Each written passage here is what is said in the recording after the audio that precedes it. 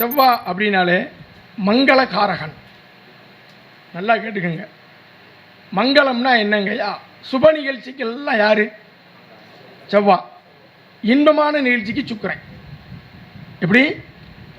இன்பத்துக்கு சுக்கிரன். இங்கே நல்லா புரிஞ்சுக்கணும். அப்போ மங்களகாரகன் யார்? செவ்வாய். காது குத்து நிகழ்ச்சினாலும் சரி, திருமண நிகழ்ச்சினாலும் சரி, வீட்டில் அங்கே வண்டி போட்டுங்க விடுங்க, கிரகப்பிரவேசம்னாலும் சரி, சுப நிகழ்ச்சிகள் அப்படின்னா என்னது? செவ்வாய். புரிஞ்சதா? டிஃபரெண்டாக பலன்னு சொல்கிறது. அப்போ நல்லா கவனிச்சுக்கோங்க. அப்போ செவ்வாய்னா உறவுக்காரகன், அப்போ செவ்வாய்னா ரத்தகாரகன், மங்களகாரகன், பூமி, மனை, வாகனம், மோட்டார், இதுக்கெல்லாம் யார் காரகன்? செவ்வாய். நல்லா பாருங்க. இந்த நம்மளுடைய யோக வராகி சக்தி பீடத்தின் 18வது ஜோதிட கருத்தரங்கத்துக்கு தலைமை ஏற்று நடத்தி கொண்டுள்ள ஜோதிட தங்க மகன் அப்படின்னு எளிமையான முறையில் சொல்ல முடியாது. ஜோதிட துறையில் பார்த்தீங்கன்னா ஐயாவுடைய வருகை வந்து நான் பலமுறை சொன்ன மாதிரி தான், கிபி மாதிரி கிறிஸ்து பிரசு முன் கிறிஸ்து பிரசு பின் சொல்கிற மாதிரி தங்கபாண்டியன இயக்க முன் தங்கபாண்டியன இயக்க பின் என்றது பிரித்தோம்னா அது ஜோதிட துறையில் மிக அருமையாக இருக்கும். ஏன்னு கேட்டிங்கன்னா அதுக்கு முன்னாடியும் நிறைய குருமார்கள் வந்து ஜோதிடத்துறையில் இருந்திருக்காங்க, நிறையா கொடுத்துருக்காங்க. ஆனால் அதை ஐயா வந்து மிக எளிமைப்படுத்தினார். ஒரு பாமரனுக்கும் ஜோதிடத்தை புரிய வச்சார். இப்படி கூட பலன் எடுக்க முடியுமா அப்படிங்கிறதெல்லாம் வியக்க வச்சார். அதே சமயத்தில் 2-3 விஷயத்தில் ஐயாட்ட நீங்கள் கற்றுக்கலாம். ஜோதிடம் கற்றுக்கிறத தாண்டி அவருடைய பழக்க வழக்கம், காலையில் பேசணும் கூட சொன்னால் நிறையா ஐயா பற்றி இப்போ சொல்லியிருப்பாங்க. பழக்க வழக்கம் அதே எப்படின்னு கேட்டிங்கன்னா பாசிட்டிவாக தான் பேசுவார். நெகட்டிவ்குள்ளாரே போக மாட்டார். பாசிட்டிவாக எப்படி பேசுறதை கற்றுக்கலாம், ஒழுக்கமாக எப்படி வாழுங்கிறத கற்றுக்கலாம், உழைக்கிறது எப்படின்னு அவர்கிட்ட கற்றுக்கலாம், ஜோதிடத்தை எப்படி நேசிக்கணும், எப்படி படிக்கணும், எப்படி சொல்லணும் அப்படிங்கிறதெல்லாம் ஐயா வந்து எந்த ஒளிவு மறைவும் இல்லாமலேயே வெளிப்படையாக சொல்லிக் கொடுப்பார். ஐயாட்ட நான் வந்து பார்த்தீங்கன்னா 2016 படிக்க ஆரம்பித்தோம். பின்னைய வரைக்குமே ஐயா ஆர்கனைசிங் பண்ணியிருக்கோம். இன்றைக்கி நம்ம கூப்பிட்றோம். ஐயா வந்து வந்துட்டு போகிறாருன்னா அவருக்கு இருக்கிற பிஸி, அவருக்கு இருக்கக்கூடிய மாணவர்கள், அவருக்கு இருக்கக்கூடிய பெயர் புகழ், எந்த ஈகோவையுமே அவர் கையில் வச்சுக்க மாட்டார். அவரை பார்த்தீங்கன்னாவே தெரியும். இன்றைக்கி ஜோதிடத்துறையில் இன்றைக்கி ஷார்ட் டைமில் மிகப்பெரிய அளவில் பெயரும் புகழும் அடைந்தவர் பார்த்திங்கன்னா ஐயா தான். அந்த அளவுக்கு எளிமையானவர். ஜோதிடத்துறையில் கொஞ்சம் ஈகோவிலையெல்லாம் உடைச்சவர் யாருன்னு கேட்டிங்கன்னா ஐயாவை தான் சொல்லணும். ஏன்னா அதுக்கு முன்னாடி நிறைய ஈகோவில் இருந்துச்சு. அந்த ஈகோவெல்லாம் உடைச்சிக்கிட்டு யாரையும் பகச்சிக்கூடாது, ஜோதிடத்துறையில் ஒரு புதுமையை புகுத்தணும், எல்லோரும் ஜோதிடர் ஆகணும், அதை எளிமையான முறையில் எப்படி சொல்லணும், இப்படி கூட ஜோசியம் சொல்ல முடியுமா அப்படிங்கிறதெல்லாம் மிக எளிமையான முறையில் சொல்லுவார். ஐயா அவர்களை சிறப்புரையாற்றுமாறு ஜோதிடத்தின் முக்கிய கோல்டன் ரூல்ஸ் என்ற தலைப்பில் மதிப்பிற்குரிய குருநாத தங்கபாண்டியன் ஐயா அவர்கள் சிறப்புரையாற்றுவார்கள். இப்போ வந்து அடுத்தபடியாக தங்கபாண்டியன் ஐயா அவரை நான் ஃபோனில் தான் பேசி பழக்கம். நான் பேசிகிட்டு இருக்கும்போது லாக்டவுன் டைமு அவர்கிட்ட பேசிகிட்டே இருந்தேன். அவர் என்கிட்ட கரெக்டாக கேட்குறாரு, நீங்கள் நிற்கிற இடத்துல ஒரு சிவன் கோயில் இருக்கா அப்படின்னு கேட்டார். ஆமாங்க, அது பக்கத்தில் நான் நடந்து போயிட்டுருக்கேன் அப்படின்னேன். அது பக்கத்தில் ஒரு பேக்கரி இருக்கா பாருங்கள் அப்படின்னாரு. லாக்டவுன் டைமில் கடையே இல்லை, ஆனால் இவர் சொன்ன நேரத்துக்கு அந்த பேக்கரி திறந்துருந்தது. அந்த மாதிரி ரொம்ப அதிசயத்தெலாம் கொடுத்துருப்பாரு. எங்களுக்கு தெரிஞ்ச ஒருத்தருக்கு திருமணம் லேட் ஆகிட்டே இருக்குதுன்னு அவர்கிட்ட சொல்லியிருந்தேன். அவர் ஜாதகத்தை பார்க்குறதுக்கு கிட்டத்தட்ட ஒரு 2 மாதம் டைம் எடுத்துக்கிட்டார். நாளைக்கு பார்க்கலாம், அடுத்த வாரம் பார்க்கலாம், அடுத்த மாதம், ஏன்னா அவருக்கு டைம் கிடைக்கல. அப்புறம் அவர் ஜாதகம் பார்க்குற டைம் வரும்போது அவரோட ஜாதகத்தை பார்த்து சொன்னார், அவங்க வீட்டுக்கு எதிரில் ஒரு முஸ்லீம் ஃபேமிலி இருக்கான்னு கேட்டார். ஆமாங்க இருக்கு. ஏன்னா அவர் இருக்கிறது எங்கன்னு இவருக்கும் தெரியாது, எனக்கே அவங்க வீடு எங்கன்னு தெரியாது. ஏன்னா ஃபோனில் தான் அவரும் எனக்கு பழக்கம். அப்படி தான் நாங்கள் பேசி பழக்கம். அப்போவே அவர் சொல்கிறார், அவங்க வீட்டுக்கு எதிரில் ஒரு முஸ்லீம் ஃபேமிலி இருக்கும், கல்யாணம் ஆகி ஒரு 7-8 வருஷம் இருக்கும், குழந்தை இல்லாமல் இருப்பாங்க, அவங்களுக்கு இப்போ குழந்தை பிறக்கும், அவங்க நண்பருக்கு கல்யாணம் ஆகும், வேணா மேட்ச் பண்ணி பாருங்கள் அப்படின்னாங்க. அதே மாதிரியே அவங்க கன்சீவ் ஆகி குழந்தை டெலிவரி ஆச்சு, இவருக்கும் மேரேஜ் ஃபிக்ஸ் ஆச்சு.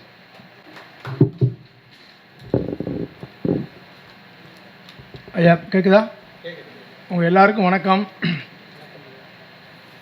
இன்றைக்கி இந்த சேலம் விழாவில் பேச வாய்ப்பளித்த இந்த விழா குழுவினருக்கு வணக்கத்தை தெரிவித்து கொண்டு, நிறைய ஜோதிட ஆசான்களை கொண்டு வந்து நம்ம உங்கள் முன்னாடி பேசுறதுக்கு அவர் ஏற்பாடு பண்ண அவருக்கு ஒரு கைதட்டல் கொடுத்தா நல்லாயிருக்கும். ஏன்னா என்றைக்குமே ஒரு விஷயத்தை வந்து ஊக்கப்படுத்தணும், பேசுகிறவங்களை ஊக்கப்படுத்தணும். யாரையும் நம்ம சாதாரணமாக நினச்சிடக்கூடாது. ஜோதிடத்தில் 15 வருஷமும் இருப்பார், 40 வருஷம் இருப்பார், ஒரு 3 மாதத்தில் அதில் கேட்டுக்கிட்டு இருப்பார், அவர் ஒரு ஞானத்தை வச்சுருப்பார். ஏன்னா ஒரு பெரிய ஒரு ஆழமான ஒரு சப்ஜெக்ட் ஜோதிடம். அப்போ இதை எப்படி நம்ம எடுத்துக்கிறது அப்படின்னா, நம்மளுடைய கவனமும் நம்ம ஈர்ப்பு வந்து அதில் இருக்கணும். ஐயா அவர் உட்காந்தவர் ஏன் இப்படியே அவர் ஏன் அப்படி தான் கெடுக்கும், ஜோசியம் அப்படி தான் படிக்கவே கூடாது. அவர் உட்காந்து கேட்க இவர் அவங்க அவாட்டுக்கும். ஜோசியம் படிக்க முடியாது. நாங்கள் படிக்கிற காலத்தில் கூட இருக்கவங்களே எங்களை படிக்க விடாமல் அவ்வளோ இம்சை. ஃப்ரெண்ட்ஷிப்பே 10 கட்டாகி போச்சு. இந்த ஜோதிடம் தடையை மீறி தான் படிக்கணும். ஒரு குறுகிய காலத்தில் நம்ம இந்த ஃபீல்டுக்கு வரோம் அப்படின்னா என்ன அப்படின்னா வேறு ஒன்றும் இல்லை, எல்லாராலையும் வரலாம், ஆர்வம் தான். ஜோதிடத்துக்குன்னு ஒரு டைம் ஒதுச்சிக்கோங்க. இப்போ நாங்கள் அடிப்படை படிக்கிற காலத்தில் ஞாயிற்றுக்கிழமை 2 to 4:30 மதியம், இதுதான் எங்களுக்கு ரெகுலர். முதல் நாங்கள் ஜாயின் பண்ணும்போது இன்ஸ்டியூட்டில் சொல்லிடுவாங்க, ஞாயிறு வந்துடுங்க, 2லேருந்து 4:30 வரைக்கும் வகுப்பு. இது நம்ம தெரிஞ்சுக்கிட்டோம்ல. எல்லா வேலையும் மற்ற நாளில் பூரா அந்த ஒரு வாரத்தில் எத்தனை மணி நேரம் வகுப்பு? இந்த 2.5 மணி நேரம் ஜோசியம். இதுக்குள்ளே யாரும் வரக்கூடாது, இது என்னுடைய கண்ட்ரோல். என் வெள்ளிக்கிழமை மணிக்கு செல்ல சுவிட்ச் ஆஃப் பண்ணிடுவேன், வீட்டில் யாரும் ஃபோன் போடக்கூடாதுன்றேன். ஏன்னா வகுப்பு தடையாயிடக்கூடாது. மாத கட்டணம் 500. இப்போ 2012 அந்த 500 ரூபா வந்து தடையாயிடக்கூடாதுன்னு அந்த 12 மாதத்துக்கும் உண்டான காசை முதல்ல சேவ் பண்ணி வச்சுக்கிட்டேன். நான் படித்து வந்தது சொல்கிறேன், கேட்டுக்கோங்க. எது குறுக்க இறைவனே வந்தாலும் ஜோசியம் தான் ஃபஸ்ட். இதுதான் தங்கப்பாட்டு. இப்போ மீட்டிங் போகிறீங்க, மாநாடு போகிறீங்க, ஆனால் பாருங்கள் அங்கே வெளியே நின்று பேசுகிறது, அங்கே நின்று பேசுகிறது. ஒரு நண்பர் வந்து 20 மீட்டிங் அட்டன் பண்ணேன்னாரு. ஏதாவது ஒரு மீட்டிங்கில் யார் பேசின பாயிண்ட்டை சொல்லணும்னா சொல்ல தெரியல.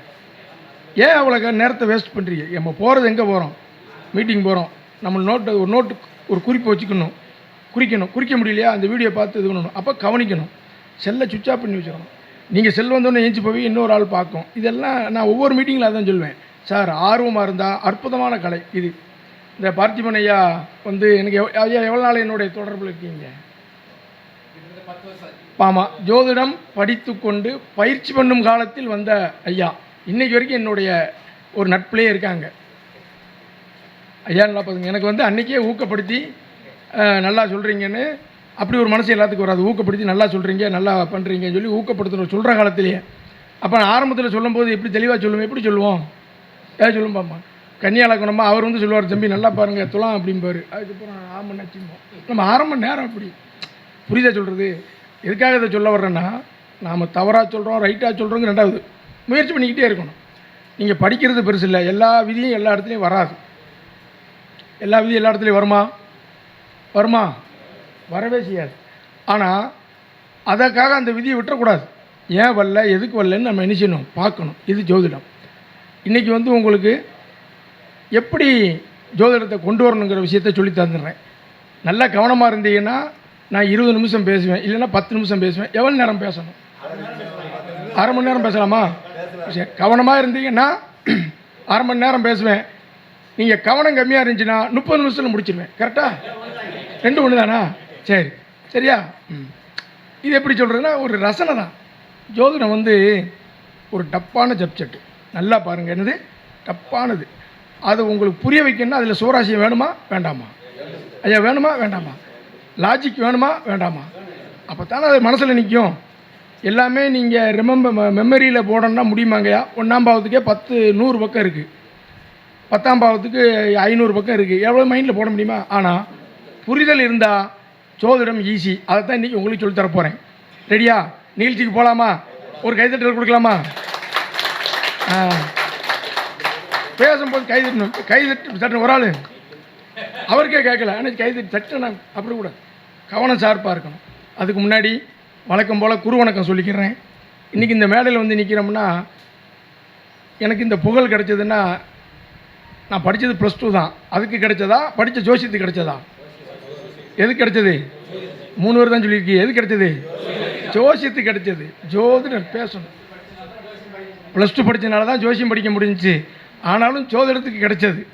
அப்போ இந்த ஜோதிடத்துக்கு கிடைத்த இந்த மரியாதை கற்றுக் கொடுத்த ஆசிரியர் நினைக்கணுமா வேண்டாமா? ஒரு லெவலுக்கு வந்த உடனே அதை ஒமிட் பண்ணுறதோ அவாய்ட் பண்ணுறதோ நல்லதா கெட்டதா? அது இருக்கலாமா? எனக்கு எப்பவுமே என் குருநாதரை சொல்லுவேன். யாரும் கேள்விப்பட்டிருக்கீங்களா, பார்த்துருக்கீங்களா, கேள்விப்பட்டிருக்கீங்களா? இல்லை.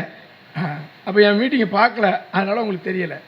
ரைட்டா? சரி, என்றைக்குமே குருவை சொல்லிட்டு தான் போகிறது. ஏன்னு கேட்டிங்கன்னா ஒரு லெவலுக்கு மேலே வளர்ந்து வந்துட்டோம்னா நமக்கு சொல்லிக் கொடுத்த குரு இதை வாட்ச் பண்ணுவாரா மாட்டாரா?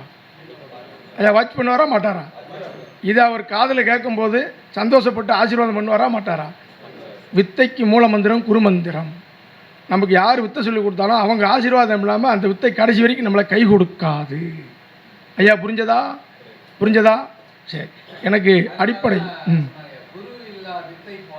அப்படின்னு அன்றைக்கே சொல்லி வச்சு அது கடைசி நேரத்தில் புகழ் சிலர்லாம் பாருங்கள் திறமை இருக்கும் நேமுக்கு வர முடியாது. கேள்விப்பட்டிருக்கீங்களா? ரொம்ப திறமை இருக்கும் நேமுக்கு வர முடியாது. சும்மா சாதாரண வரப்போர் மேலே வந்துடுவார். ஐயா பார்த்துருக்கீங்களா இல்லையா? ரவீனே உட்காருங்க, நான் வெளியிலங்க. நல்லா கவனிச்சுக்கோங்க.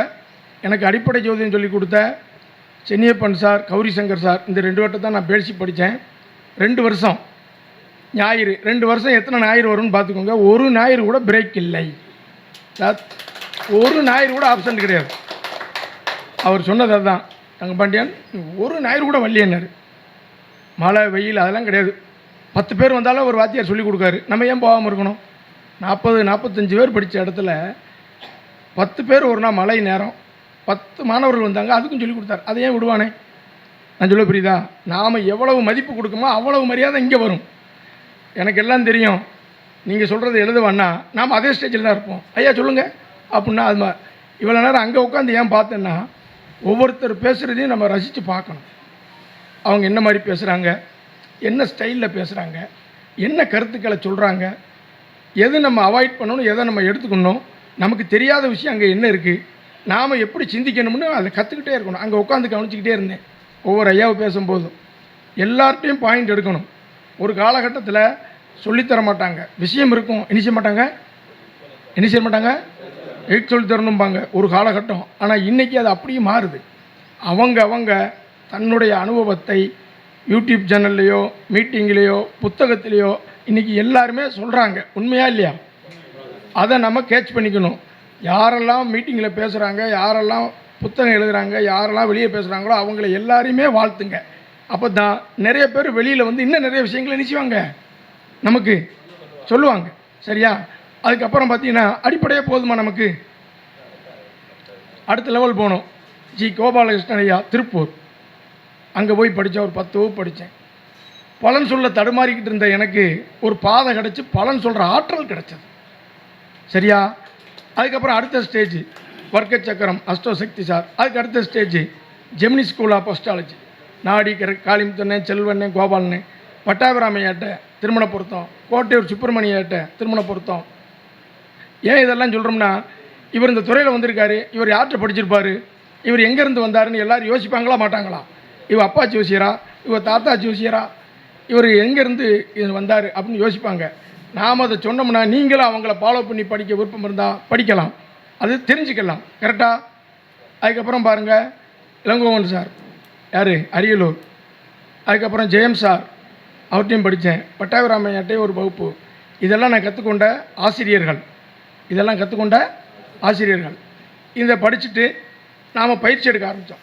படித்தா மட்டும் போதாது. என்ன செய்வது? படித்தா மட்டும் போதாது. அதை நம்ம என்ன செய்யணும்?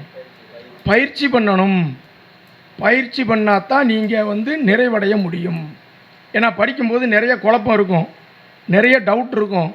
அது வாத்தியாரால் தீர்க்கவே முடியாது, முடிஞ்சாலும் புரியாது. உண்மையா இல்லையா? இதை அனுபவத்தில் தெரிஞ்சுக்கிட வேண்டியதான் ஜோசியத்தில் நிறையா. ஏன்னா ஒவ்வொருத்தருக்கும் ஒரு ஆற்றல் இருக்கும். சரியா? அதுக்கப்புறம் பாருங்கள், இப்போ இந்த மேடையில் நம்ம பவளக்கண்ணன் சார் பேசினார். அவர் இந்த திதி யோக கரணங்களில் நிறைய ஒரு விஷயம் தெரிஞ்சவர். நாங்கள் வண்டியில் வரும்போது அவர்கிட்ட ஏதாவது ஒரு நாம யோகத்தை அப்படி டச் பண்ணி விட்டோம்னா போதும், சுவராசியமாக சொல்லிக்கிட்டே வருவார். ஆத்மார்த்தமாக, எப்படி ஆத்மார்த்தமாக சொல்லிக்கிட்டே வரும். நம்ம தான் கேட்க தயாராக இருக்கணும்.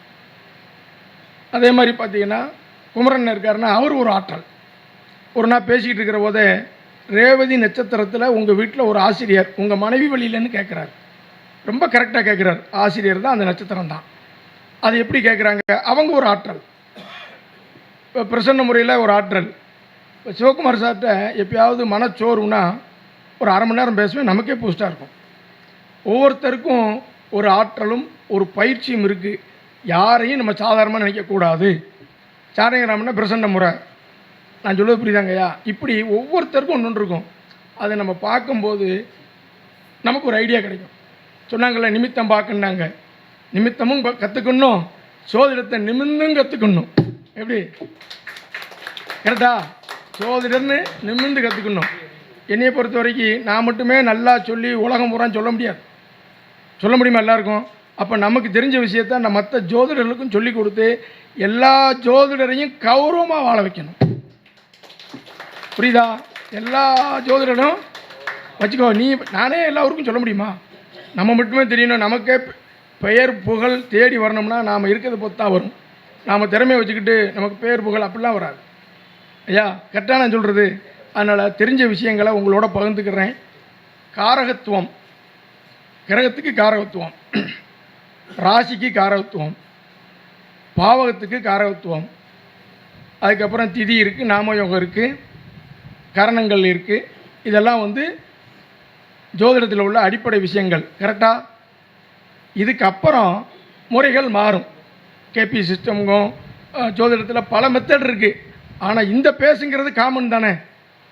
இதை நல்லா உள்வாங்கிட்டீங்கன்னா உங்களுக்கு எந்த வழி பிடிக்கோ அந்த வேலை நீங்கள் போய் பண்ணிக்கலாம். காரகங்களை புரிஞ்சுக்கணும் சார், பாவகங்களை புரிஞ்சுக்கணும். பேசிக்கில் உள்ள அந்த காரகத்தை உங்களை லாஜிக்கோடு புரிஞ்சுக்கிட்டீங்கன்னா ஜோதிடம் எளிமை. நீங்கள் எந்த ரூட்டில் வேணாலும் சொல்லுங்கள், உங்களுக்கே அதை இமேஜ் பண்ணி ஜாயின் பண்ணி சொல்ல சொல்ல சொல்ல சொல்ல ஜோசியம் நெஞ்சிரும் வந்துடும். கரெக்டாக இப்போ பாருங்கள், சிவானந்த சார்லாம் நல்ல ஜோதிடர் பார்க்கத்தான். இப்படி அவருடைய ஆர்வம் அதுக்கு காரணம். முரளிதனையாவும் பாருங்கள், எல்லா மீட்டிங்கும் வந்துடுவார், எழுதுவார். அந்த எழுத எழுத எழுத அந்த சிந்தனையில் அந்த மைண்டில் இணைஞ்சிக்கிட்டே இருக்கும், ஸ்டோரேஜ் ஆகிக்கிட்டே இருக்கும். சரியா? எங்கே போனாலும் சரி 10 பாயிண்ட் கிடைக்கா, எங்கே போனாலும் 4 பாயிண்ட் கிடைக்கும். அதை பாருங்கள், நேரத்தை வீண் பண்ணாதீங்க. உங்களுக்கு தேவை 2 விஷயம். ஒரு புஸ்தகம் படித்தா 4 விஷயம் கிடைக்கும். ஒரு மீட்டிங் போனால் அது கிடைக்கணும், அதை நோட் பண்ணணும், அதை நீங்கள் அப்ளை பண்ணணும். பயனுள்ள காலம் மட்டுமே நம்மளை முன்னேற்றும். கரெக்டாக? வீண் பேச்சு வெட்டி பேச்சு ஒரு வேலைக்கு ஆகாது. மற்றவங்களை வளர்ச்சியை கண்டு பொறாமையே படாதீங்க. மற்றவங்க வளர்ச்சியை கண்டு ஆனந்தப்படுங்க, மற்றவங்களையும் ஊக்கப்படுத்துங்க, நீங்களும் நல்லா இருப்பீங்க. இதுதான் என்னுடைய பாலிசி. சரியா ஐயா? சரியா? தைரியமாக ஆஃபீஸ் போடுங்க, சொல்லுங்கம்மே. என்கிட்ட சொல்லுவாங்க, ஆஃபீஸ் போடணும் சார், சொல்லுங்கள், ஏதாவது டவுட்னா கூப்பிடுங்க அப்படின்னு தான் நான் ஊக்கப்படுத்துவேன். சரியாக பயன்படுத்தினீங்கன்னா இந்த ஜோதிடம் எப்படி எங்கே நிப்பாட்டிருக்கோ அது மாதிரி நீங்களும் எதிர்காலத்தில் வந்து நிற்கணும். சரியா ரவீனே? நிற்கணும். சரி, இப்போ நம்ம காரகத்துவம் பாவத்துவம் போவோம். இப்போ இன்றைக்கி வந்து நேற்று கூட ஒரு வீடியோ போட்டிருந்தேன், 2, 3 அதிபதிகள்னு ஒரு வீடியோ நேற்று வந்துச்சு. யாரும் பார்த்தீங்களா? யாரும் பார்த்தீங்களா? இத்தனை பேரில் யாரும் பார்க்கல. Very good. அதை பார்த்து எழுதுங்க, 10 பாயிண்ட் கிடைக்கும். அந்த பாவங்களை எப்படி இணைக்கன்னு நேற்று போட்டிருக்கேன். நிறைய பேர் எனக்கு மெசேஜ் போட்டாங்க, ரொம்ப அருமையாக இருக்குது அப்படின்னு. அதான் சொல்ல ஆர்வம் இருக்கணும். சரி, இப்போ செவ்வாய் சனி அப்படின்னு இன்றைக்கி நம்ம எடுத்துக்கிடுவோம். செவ்வாய் சனினால பயம் இருக்கா? இப்போ நான் நேராக வந்த உடனே ஐயா எழுதுங்க செவ்வாய் சனிமே, அது நல்லா இருக்காது. சினிமா போகும்போது பாருங்கள், எழுத்து போட்டு நன்றி வணக்கம் நன்றி உரை உபயுரை அப்படின்னு போட்டு அதுக்கப்புறம் தானே வருது. அது மாதிரி கொஞ்சம் இடையில அதெல்லாம் சொல்லிட்டு வந்தால் தான் நீங்களும் அசம்பிள் ஆகிறதுக்கு சரியாக இருக்கும். செவ்வாய் சனி அக்கா எங்கே வரிய? சரி, செவ்வாய் சனி அப்படின்னா என்ன அப்படின்னு கேட்டிங்கன்னா, எல்லாருக்கும் ஒரு அச்சம் இருக்கா இல்லையா? அதிலும் நன்மை இருக்கிறது, நம்ம நன்மையும் பார்க்கணும். இப்போ இதை எப்படி அதை பார்த்துக்கிறதுன்னு இன்றைக்கி சொல்கிறேன், கவனமாக கேட்டுக்கங்க. முதல்ல நல்லா கேட்டுக்கங்க. 2 காரகங்களையும் நான் சொல்லி தந்துடுறேன். 2 காரகங்களையும் என்னுடைய வேலை சொல்லி தந்துடுறேன். இது எல்லோரும் தெரிஞ்சது தான், ஒன்றும் புதுசு கிடையாது. ரிமெம்பர். சரியா? செவ்வாய் அப்படின்னாலே மங்கள காரகன். நல்லா கேட்டுக்கங்க. மங்களம்னா என்னங்கய்யா? சுப நிகழ்ச்சிக்கெல்லாம் யார்? செவ்வாய். இன்பமான நிகழ்ச்சிக்கு சுக்கிரன். எப்படி? இன்பத்துக்கு சுக்கிரன். இங்கே நல்லா புரிஞ்சுக்கணும். ஒரு திருமண விஷயத்துக்கு செவ்வாயும் சொல்கிறோம், சுக்கிரனும் சொல்கிறோம். அது எப்படி எடுக்க ஐயா? செவ்வாய் சுக்கிரன் திருமணத்துக்கான கிரகம்ங்கிறோம். உண்மையா இல்லையா ஐயா? உண்மையா ஐயா? உண்மையா? பேசணும், அப்போ தான் சொல்லுவேன். அப்போ செவ்வாய் திருமண நிகழ்ச்சி நடக்கிற வரைக்கும் யார் பொறுப்பு? திருமணம் முடிஞ்சமான மற்ற இன்பமான கடைசி வாழ்க்கை வரைக்கும் யார் பொறுப்பு? புரிஞ்சதா? இங்கே 2 பேரையும் கடைசி வரைக்கும் கூப்பிட்டே போகக்கூடாது. செவ்வாய் திருமணம் முடிஞ்சோன்னா செவ்வாய் கொஞ்சம் ஒரு ஓய்விடுங்க அப்படின்னு பற்றி விட்றணும். புரியுதா இல்லையா? கடைசி வரைக்கும் 2 பேரும் இழுத்துக்கிட்டே அலையக்கூடாது. அப்போ மங்களகாரகன் யார்? செவ்வாய். காது குத்து நிகழ்ச்சினாலும் சரி, திருமண நிகழ்ச்சினாலும் சரி, வீட்டில் அங்கே வருங்க வண்டி போட்டுங்க விடுங்க, கிரகப்பிரவேசம்னாலும் சரி, சுப நிகழ்ச்சிகள் அப்படின்னா என்னது? செவ்வாய். புரிஞ்சதா ஐயா? புரிஞ்சதா? கவனம் இங்கே இருக்கணும். நீ போன உடனே இந்த 20 நிமிஷம் பேச்சு நீங்கள் ஆஃபீஸ் போடணும். எப்படி? ஆமாம், 20 நிமிஷம் சோசியர் அப்படின்னு போட்டுருக்க. புரியுதா? என்ன சார் சொல்கிறது? நான் 1ஆம் பாவம் முடித்த உடனே சொல்லுவேன், 1ஆம் பாவ சோசியர்னு போடு வை. ரெண்டாம் பாவம் வந்த உடனே 2ஆம் பாவம் வச்சு வச்சார். 3ஆம் பாவம் முடித்த உடனே அது கூட சொல்ல மாட்டேங்க பாருங்க. 3ஆம் பாவம் 4ஆம் பாவம் முடித்த உடனே போகிறவன் ஐயோ பாவம்ன்ட்டு போவான். புரியுதா? தைரியம் தான். புரியுதா? அப்போ இங்கே நீங்கள் நல்லா கவனிச்சுக்கணும். இதில் என்ன அப்படின்னா, செவ்வாய்னா மங்களன், நிலத்துக்கு காரகன். பூமி மனை சம்பந்தமான எல்லாத்துக்கும் யார் காரகன்? நல்லா பார்த்துக்கணும். மோட்டார் தொழிலுக்கு காரகன், பதவிக்கும் காரகன். ஒரு வேலையில் போனால் பதவி கிரிப்பாக இருக்கா, கிரிப் இல்லையா, நான் அதிகாரமான வேலை செய்கிறேன்னா அதிகாரம் குறைஞ்சி வேலை செய்கிறேனா அப்படின்னு சொல்கிறதுக்கு யார்? செவ்வா. வாங்கதாய் செவ்வா நல்லா பார்த்துக்குங்க. அதுக்கப்புறம் பார்த்தீங்கன்னா இளைய உடன்பிறப்பு செவ்வா, இரத்த உறவுகளும் செவ்வா. இரத்த உறவுகள்னால் யார்? அண்ணன் தம்பி அக்கா தங்கச்சி சித்தப்பா பெரிய ஒன்று ரொம்ப ரிலேட்டிவான உறவுகளுக்கெல்லாம் யார்? செவ்வா. இளைய சகோதரனுக்கும் அவன்தான், இரத்த உறவுக்கும் அவன்தான். நல்லா கவனிச்சுக்கணும். செவ்வாங்கிற நான் காரகத்தை சொல்கிறேன், அப்புறம் எனக்கே சொல்லித்தர போகிறேன். இது நீங்களே இப்போ சொல்லிடலாம். இன்ஸ்டன்ட் அஸ்ட்ராலஜர் எப்படி? ஆமாம், உடனடி நடமாடும் ஜோசியர் அப்படின்னு போட்டுக்கலாம். ஆமாம். ஏன் சொல்கிறேன்னா, இங்கே நான் சொல்கிறத நீங்கள் கவனிக்கணும். அதான் சார், கவனம் இங்கே இருக்கணும் சார். இந்த அது கவனம் தாண்டுனா இங்கே ஜெயிக்க முடியாது ஜோசியத்தில். 25 வருஷம் 30 வருஷம் படிச்சுக்கிட்டே இருக்கணும். கவனிச்சிங்கன்னா 30 வருஷக்காரன் உங்ககிட்ட வந்து படிக்க வருவான்.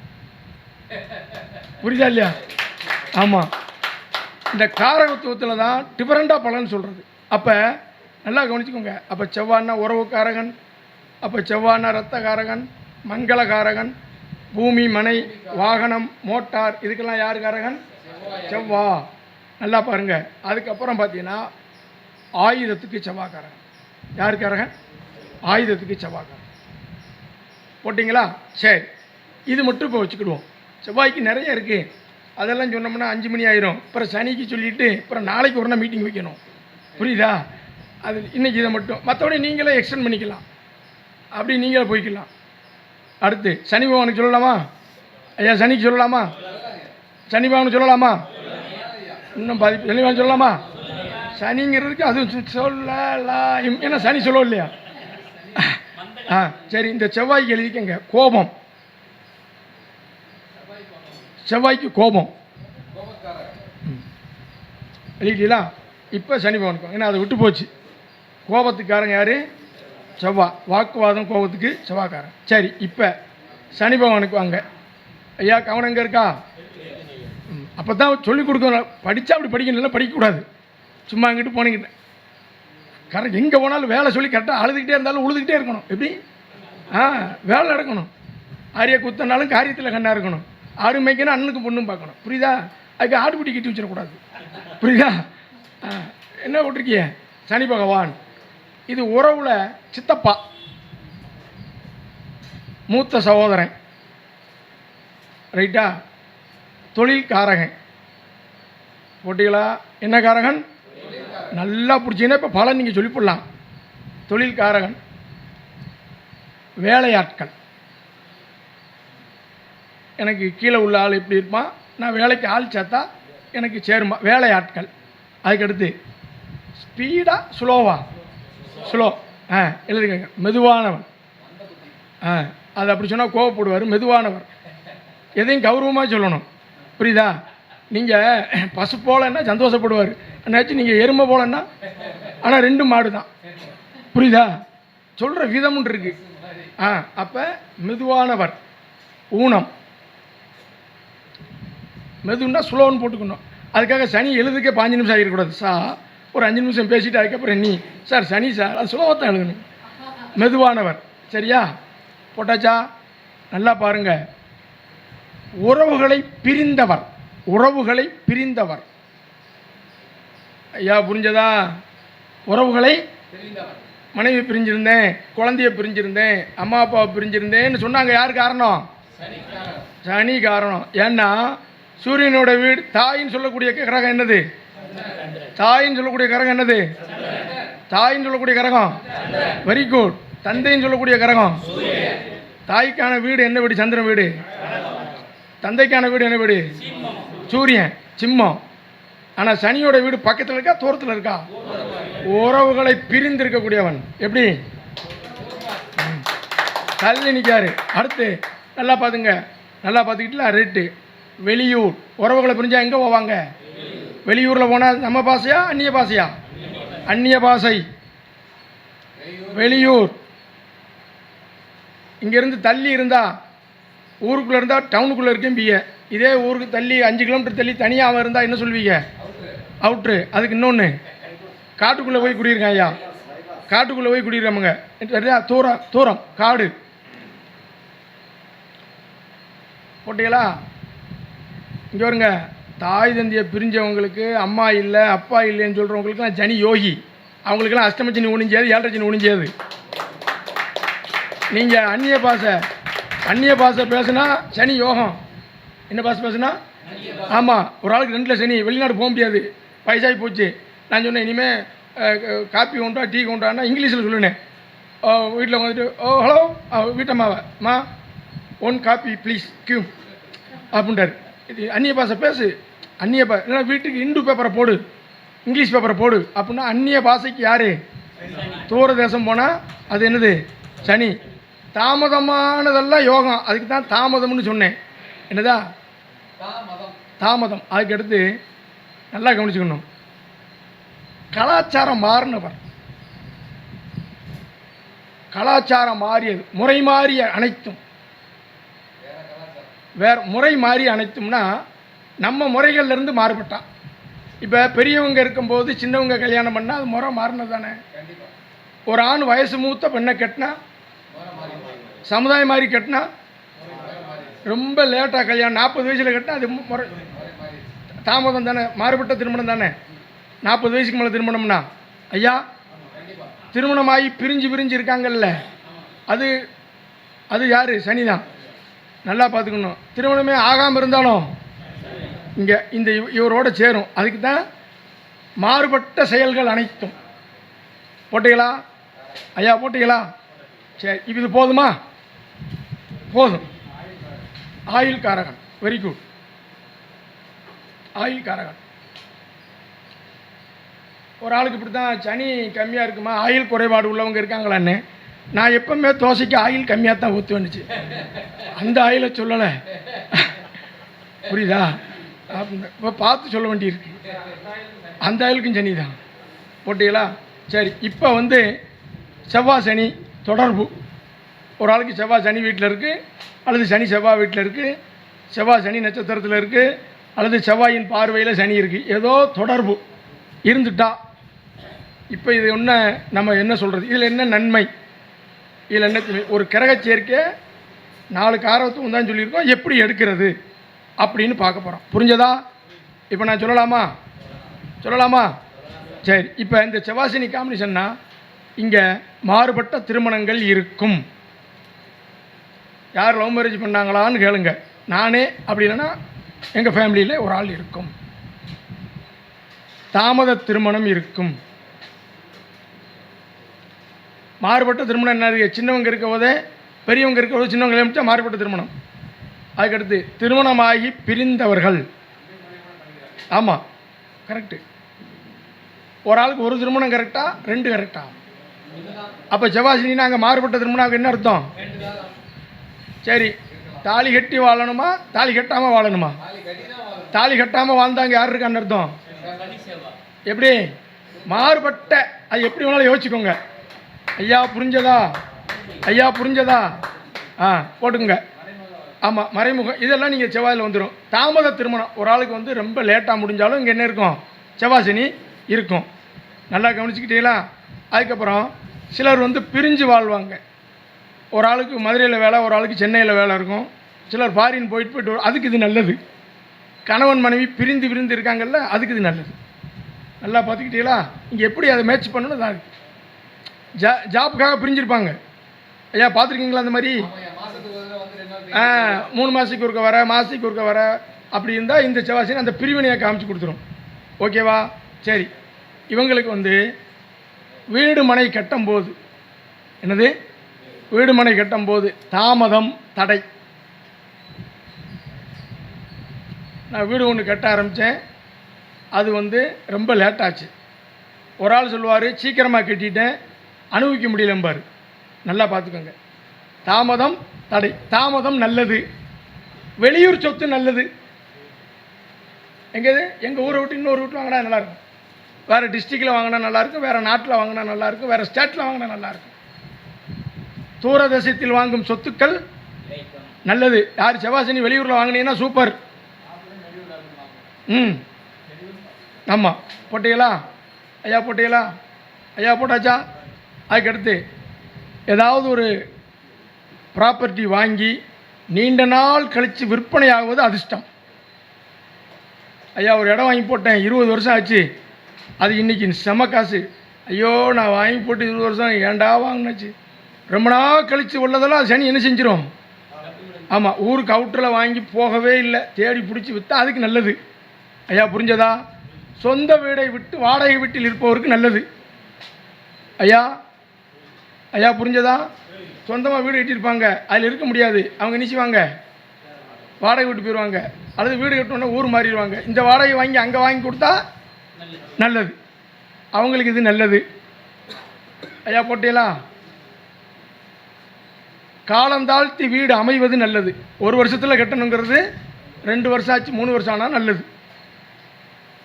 ஐயா செவ்வாய் சனி வீட்டை பார்த்தாலும் அதை சொல்லலாம். காலம் தாழ்த்தி கட்டினா என்னது? அது நல்லது. போட்டுக்கிட்டீங்களா ஐயா? போட்டீங்களா? போட்டாச்சு இல்லை? இங்கே நல்லா பாருங்கள், உங்கள் குடும்பத்தில் அந்நியர் ஒருவர் வாசம் செய்வார்.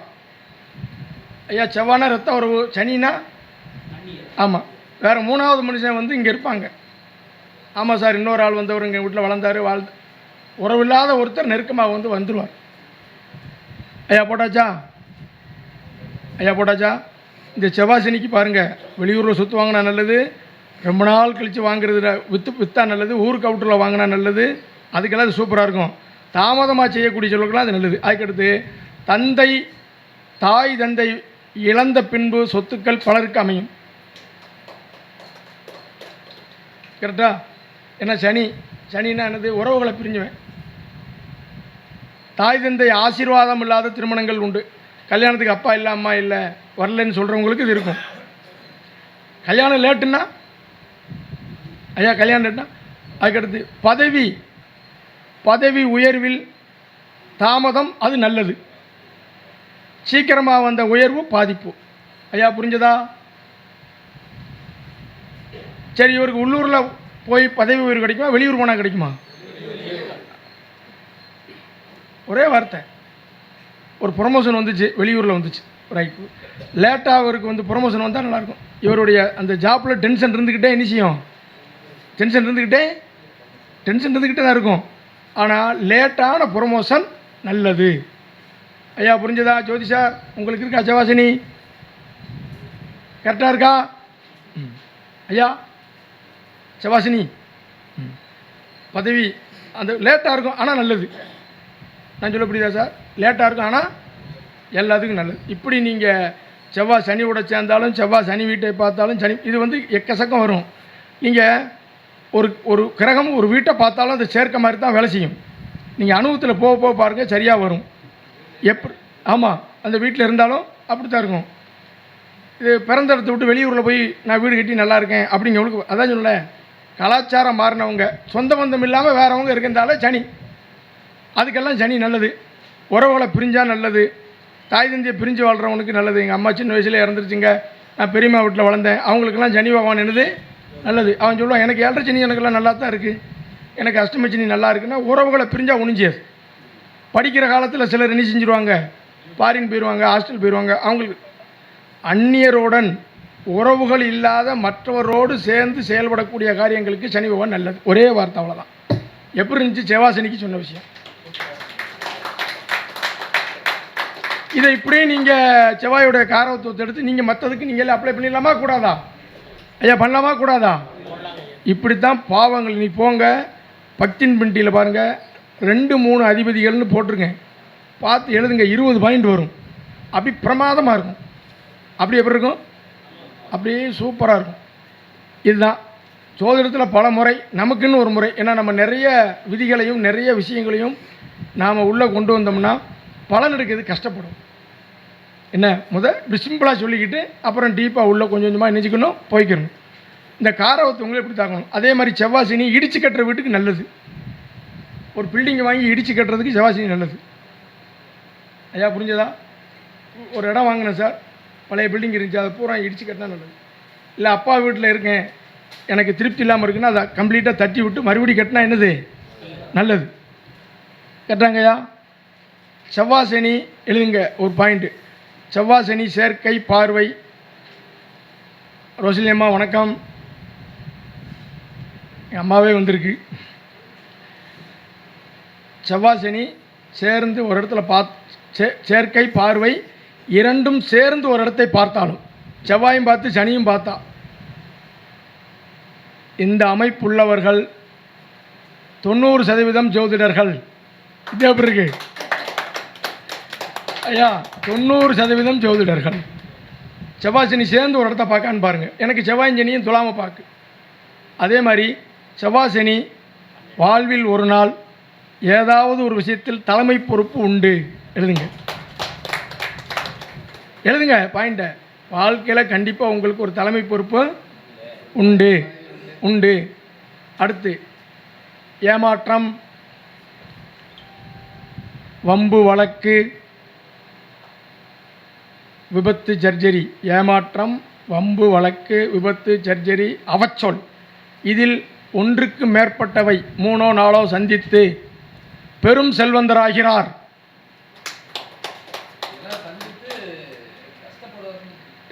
இதை சந்தித்து முடிச்சிட்டாருன்னா செல்வந்தர் ஆகிடுவார். யாராவது கூப்பிட்டு கேளுங்க, செவ்வாய் சனி யாருக்கு சேர்க்க பார்வை ஒரு இடத்த பார்க்க கேளுங்க. ஒரு சர்ஜரி பண்ணாங்களா, ஒரு மருத்துவ செலவு வந்துச்சா, ஒரு அவச்சொல் வந்துச்சா, ஒரு விபத்து சந்திச்சிங்களா கேளுங்க. இந்த சொன்னதில் 2ஓ 3ஓ இருக்கும். அதுக்கப்புறம் ஒரு 4-5 வருஷம் கழித்து பாருங்கள், டாப்புக்கு போயிடுவாங்க. ஐயா இருக்கா இல்லைன்னு சொல்லுங்கள்.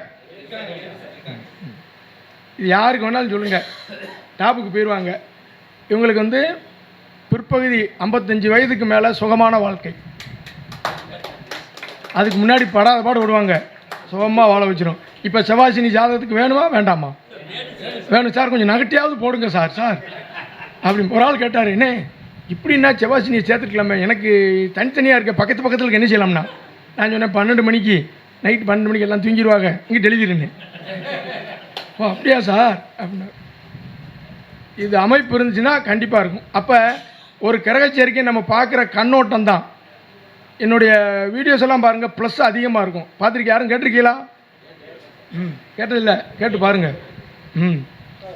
ஆமாம், நீட்டாக இருக்கும். எப்படி இருக்கு? சந்திரன் சனின்னா 29 வயசுக்கு மேலே தோஷமே கிடையாதுங்க.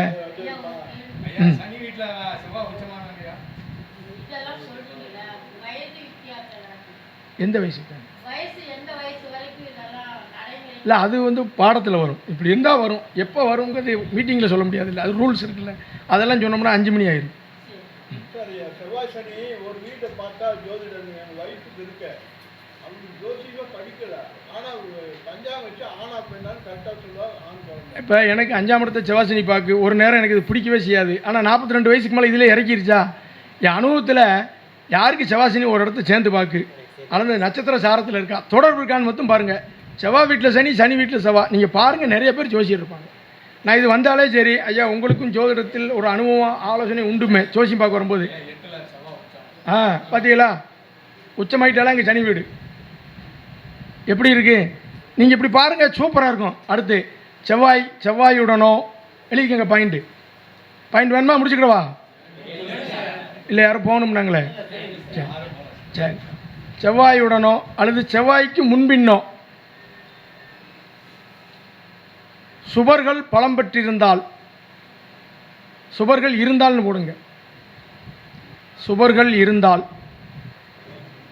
பலம் பெற்றிருந்தால் அடுத்து சொல்கிறேன். சுபர்கள் இருந்தால் ரைட்டா, பூமி யோகம் அடைவார். வீடு மனை வாகன யோகம் உண்டு. பூமி யோகம் அடைவார். என்னது? பூமி யோகம் அடைவார். ரைட்டா, நல்லா கவனிச்சுக்கணும். அதுக்கப்புறம் இதில் ஒரு கிரகம் பலம் பெற்று விட்டால், ஐயா செவ்வாயுடனோ செவ்வாய்க்கு முன்பின்னோ சுபர்கள் இருந்தால் சொன்னல, அதில் ஒருத்தர் பலம் பெற்று விட்டால் ராஜயோக பூமி உண்டு. இது எப்படி இருக்கு? ஆ, சொந்த வீடு அமைஞ்சவொடனே பெரிய ஆள் ஆயிடுவார்னு அர்த்தம். ஒரு ஆள் 10 வீடு வாங்கியிருப்பார், ஒரு வீட்டு ஆனால் பெரிய ஆள் ஆயிடுவார். ஐயா போட்டீங்களா? செவ்வாய் வீட்டில், ஐயா செவ்வாய் வீடு எந்த வீடு? மேச வீடு. யார் சொன்னா? ஆ, கரெக்டாக சொல்லுங்க. செவ்வாய் வீடை கேட்டேன். செவ்வாய் வீடு யார்? எந்த வீடு? ஆ, கரெக்டு தான். அப்புறம் ஏன் பயப்படுதீங்க? ஆ, மேச விரிச்சு அப்படி சொன்ன உடனே ஒரு ஆள்கிட்ட ட்ரெஸ்ஸை கொண்டுருவார். அடித்து கேட்டாலும் சொல்லப்படாது. புரியுதா இல்லையா? ஆ, மேசம் விரிச்சவன் கரெக்டு. புரியுதா? நான் அப்படி தான் கேட்பேன், ஆனால் அச்சப்படக்கூடாது. நான் இப்படி தான் கிளம்பி கேட்பேன். எது சூரியனா தந்தை எப்படிமே? சாரி சார், செவ்வாய் சார்மா, செவ்வாயாம ஒன்று அப்படி சொல்லக்கூடாது. தாசா இருக்கணும். சரியா? அப்போ உன் கவனம் இங்கே இருக்குன்னு அர்த்தம். இந்த வீடுகளில் சூரியன், செவ்வாய், குரு, புதன் ஒன்றுக்கு மேற்பட்டவர்கள் அமர்ந்து விட்டால் மதிப்புமிக்க சொத்துக்கள். இது எப்படி இருக்கு ஐயா? எப்படி இருக்கு? மதிப்புமிக்க சொத்துக்கள், வேல்யூபிள் ப்ராப்பர்ட்டி. ஐயா போட்டிங்களா? எப்படி இருக்கு? ஆமாம், வேல்யூபிள் ப்ராப்பர்ட்டி. அடுத்து போட்டிங்களா? 4-8 இடங்கள் வலுத்தால் பெரிய கட்டிடம். 4-8 இடங்கள் வலுத்தால், 4ஆம் இடம் வலுத்துருச்சு, 8ஆம் இடம் வலுத்தா எப்படி? பெரிய கட்டிடம். பெரிய கட்டிடம்னா என்ன சார்? காம்ப்ளெக்ஸு. அதுதான் ஆயில் ஸ்தானம் சொல்கிறான். அதுதான் 2, 5, 8 பணம்னு சொல்கிறான். என்ன பண்ண சொல்கிறீங்க? ஏதாவது உங்களுக்கு பிடிச்சதை எடுத்துகிட்டு போட்டு போயிருங்க. ஆ, சரி போட்டீங்களா? என்ன செய்ய சொல்கிறீங்க? அதையும் சொல்கிறா, இதையும் சொல்கிறா. ரைட். அதுக்கடுத்து என்ன போட்டிருக்கீங்க? ஆமாம், அதாவது கல்யாண மண்டபம், ஒரே இடத்துல 10 வீடு, அந்த மாதிரி பெரிய கட்டடங்கள் இருக்கும். காலப்புருஷ தத்துவத்தில் 4 என்னது? அதுக்கு என்ன சிம்பிள்? நண்டு. எத்தனை கால்? பலகால். 8 கால் பூச்சிக்கு எத்தனை கால்? ஆ, பலகால். தேள் விருச்சகம், அதுக்கு எத்தனை கால்? பெரிய ட்ரக் வண்டி, 10 டயர் 20 டயர் வச்ச வண்டி வச்சுருந்தாலும் விருச்சகத்தில் கரகம் வேணும், கடகத்தில் கரகம் வேணும். ஒரே இடத்துல பெரிய கடை கட்டினாலும் பல கடைக்கால் போட்டு கட்டுறது அங்கே உண்டு. பலகால், பல பில்லர் போட்டு கட்டுறது. எப்படி? சூப்பரா? அடுத்து 4-7 இடங்கள் வலுத்தால் ஊரின் மையப்பகுதியில் சொத்துக்கள் அமையும். 4-7 லாஜிக்கோடு சொல்லுவேன். அதுதான் நம்ம லாஜிக். வேணுமா வேண்டாமா? லாஜிக் வேணுமா வேண்டாமா? 3 பேர் தான் கேட்டிருக்கீங்க. 4-7 இடங்கள் வலுத்தால் ஊரின் மையப்பகுதியில் சொத்து, அல்லது இவர் அவுட்டரில் இருந்தாலும் அது மையப்பகுதியாக மாறும். இது எப்படி இருக்கு? நான் தாயா அந்த வீடை வாங்கி உட்காந்தேன், இது சுற்றி சுற்றி 100 வீடு வந்து சென்டர் ஆகிட்டேம்பாங்க. என்னம்மா தாய் சரி தானே? அப்போ இது மனசுக்குள்ளே நிற்கணும்ல ஐயா, அது மனசுக்குள்ளே நிற்கணும்ல. லாஜிக் வேணுமா வேண்டாமா? வேணுமா வேண்டாமா? அப்படி சொல்லணும், ஓங்கி சொல்லணும். அப்படியே கம்முன்ட்டு இருந்தீங்கன்னா வேண்டாம்னு இருக்கும். 4ஆம் இடம் மார்பு, இதுக்குள்ளே என்ன இருதயம் இருக்கா? இருதயத்துக்கு இங்கிலீஷில் மெயினில் இருந்தால் என்ன சொல்கிறீங்க? ஹார்ட் ஆஃப் த சிட்டியா நானுங்கிறோம். இது எப்படி இருக்கு? சூப்பரா? சரி. 7ஆம் இடம் 12 கட்டத்தில் 7ஆம் இடத்துக்கு என்ன சிம்பிள்? துராசு. தராசுனா கடை வீதி. தராசு எங்கே இருக்கும்? 7ஆம் இடம் பொதுஜனம் கூடுற இடம், கடை வீதி. அதனால் 4-7 இடங்கள் வலுத்து விட்டால் அவருக்கு மையப்பகுதியில் சொத்து. இது எப்படி இருக்கு? யாவும் இருக்குமா இருக்காதா? இருக்குமா இருக்காதா? 6ஆம் இடம் வட்டியுடன் கடன், 7ஆம் இடம் வட்டி இல்லா கடன். இது எப்படி இருக்கு? 6ஆம் இடம் ஆமாம், கடன் வாங்கி வட்டி விடு, பேங்கில் லோன் வாங்கி கட்டுறது, டியூ கட்டுறது, வட்டி கட்டுறது 6ஆம் இடம். 7ஆம் இடம் என்னது?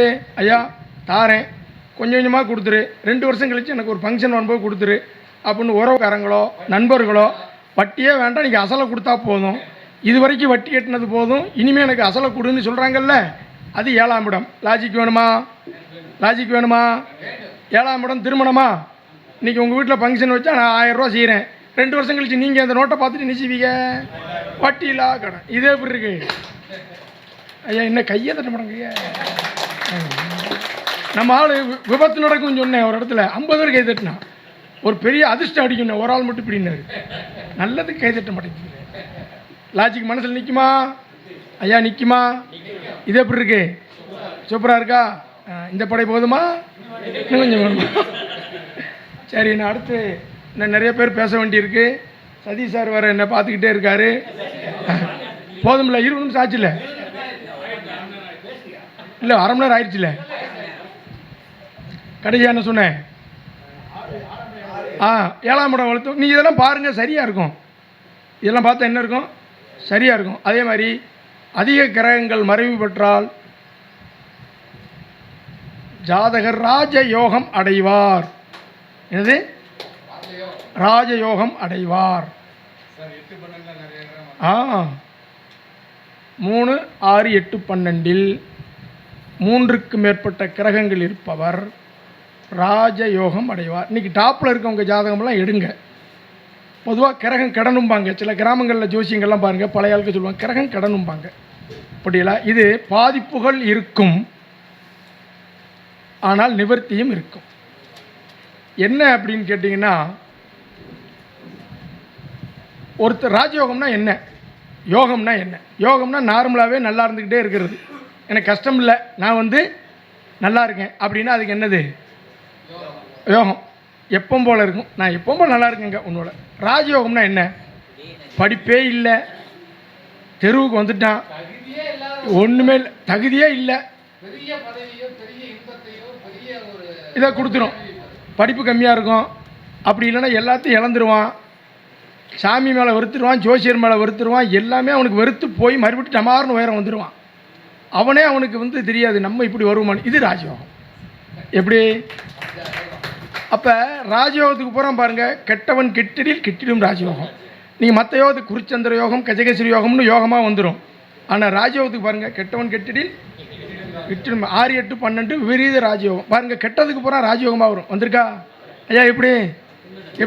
அப்போ இப்போ கிரகம் கடனுமா வேண்டாமா? இப்போ லக்கணத்தை நகட்டுமா? 3 நகட்டு, 6 போ.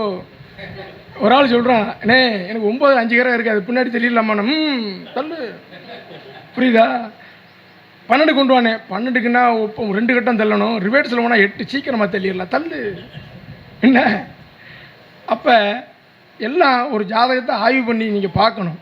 9 கிரகங்கள், 12 கட்டங்கள், 27 நட்சத்திரங்கள், திதிகள், வாரம், கிழமை, இது காமன். இது நல்லா படிச்சுக்கிட்டு பாவகங்களையும் இணைக்கணும், காரகங்களையும் இணைச்சிட்டா ஜோதிடம் சூப்பர். அடுத்து செவ்வாய், சூரியன், கேது. செவ்வாய், சூரியன், கேது. செவ்வாய், குரு, கேது. புண்ணிய பூமி. என்ன பூமி? புண்ணிய பூமி. இறைவன் வாசம் செய்வான். இது எப்படி இருக்கு? கதவை திறந்து வச்சிருங்க. இறைவன் வாசம் செய்வார். அந்த வீடு என்ன வீடு? புண்ணிய பூமி. ஒரு காலத்தில் தேவர்களோ ரிஷிகளோ பாதம் பட்ட இடம்னு சொல்கிறான். எப்படி ஐயா? சூரியன், செவ்வாய், கேது, செவ்வாய், குரு, கேது. ஐயா புரிஞ்சதா? இப்படியெல்லாம் நீங்கள் கெஸ் பண்ணி பாருங்கள், சரியாக இருக்கும். இந்த இடத்துல என் குருமார்களையும் வணங்கி இங்கே கேட்க வந்திருந்த உங்கள் எல்லாருமே பெரிய ஜோதிடர்களாகி நீங்களும் 4 பேருக்கு வழிகாட்டணும். இதே மேடையில் நீங்களும் பல கருத்துக்களை பேச வேண்டும் என்று சொல்லி அடுத்து பேச வர்றவங்களுக்கு வாய்ப்பு கொடுத்து, எனக்கும் வெளியூர்லேருந்து வந்தேன், நானும் ஊருக்கு போகணும், உங்கள் எல்லாருக்கும் வணக்கத்தை தெரிவித்து கொண்டு, எப்படி இருந்துச்சு உரை?